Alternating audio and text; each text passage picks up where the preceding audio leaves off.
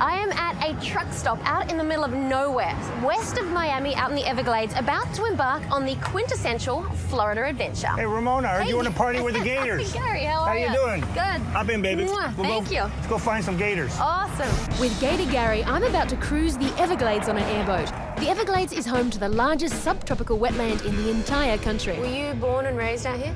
Born and raised in Miami, Florida. Love the Everglades, and it's nowhere else. Are we going to see alligators today? We should see some cute females and some handsome males just for you today. How's that? While we're on the topic of alligators, yes. How did you get the name Gator Gary? Well, it kind of picked that up from a couple females that decided that I was appropriately named, should be named Gator Gary. I've done gator hunting, and I catch gators. I love nature. I love preserving nature, and I love the animals that we have on the earth. How about like snakes and things like that? We even have a case down here about 5 years ago of a snake swallowing an 8 or 10-foot alligator. And then I believe the alligator woke back up and started to thrash, and it did. It ripped the snake in half.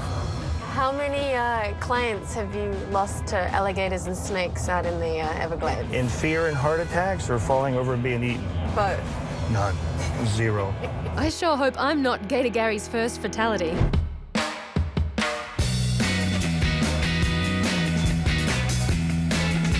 It's time to check out Gary's airboat to see exactly what this ride is all about. This boat is built all out of aircraft aluminum and, of course, a carbon fiber propeller, and it's made by an aircraft company, actually. These are the rudders, so what's going to happen is there's a stick up there, and when we pull back, it's going to move these rudders. So we get the air coming through, and we get that column, you'll be able to direct the boat left and right. So very simple, air and rudders, and that's what makes the boat go? Right, a little bit of gas, a little bit of engine, turn the propeller, we get the air and the rudders. How fast do one of these things go? We'll cruise at 25 to 45 today.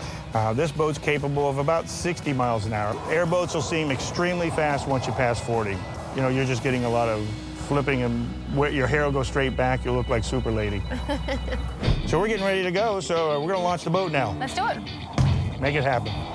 I'm super excited. Gary obviously knows what he's talking about. This has been his whole life, and airboats are just really interesting structures. It's like an airplane in a boat, and there's alligators, and I don't know what adventure I'm in for today, but it's gonna be awesome. Okay, you ready?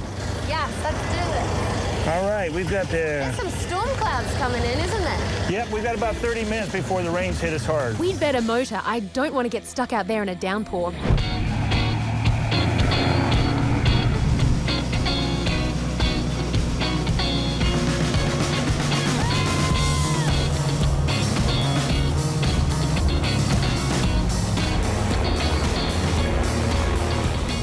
That's the great blue heron. Being this close to nature is unbelievably incredible.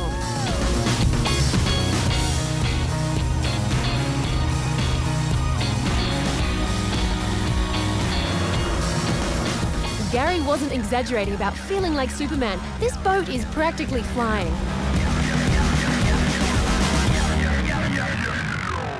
How'd you like to drive? Oh, really? Yeah. You gonna let me drive this thing? I'm gonna let we drive. We? It's gonna be a we drive. This is the RPM, tells us how many revolutions per minute. GPS is not here today. It's because I know where I'm going. I don't need it. The Gator never gets lost. This is the gas pedal. You also have to have that pushed down so that we have a column of air going over those rudders, because if the air's not over the rudders, we lose total control of the vessel. Okay. I'm guessing there's no brake. There's no brake. Nice. All we have is friction and drag, and we slow down when we slow down. And if the water's real thin, you'll skim for 200 yards. Okay, this is the steering stick right here. And if you pull back, it moves those rudders in the back. And if you pull back, left, right, bow left, bow right. So you'll get the hang of it. It takes a few minutes. All right. It takes a few minutes, but you'll get it. Got it. You ready to give it a try? I certainly am. I'm so excited. Not give it a die, it's give it a try. Okay. Right? Give it a try. Give it a try, don't give it a die. Flying solo. There we go. Well, what's the worst thing that can go wrong, really? Nothing. I like that answer. Nothing is going to go wrong. Optimist, if I'm just here, like nothing me. is going to go wrong. You make sure I'm in it. There you go, give it a little bit of gas. Okay, ready?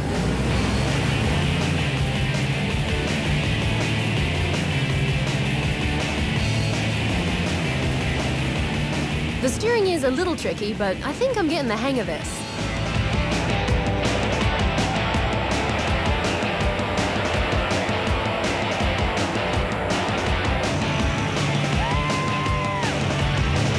At these speeds, I hope the Gators are keeping an eye out.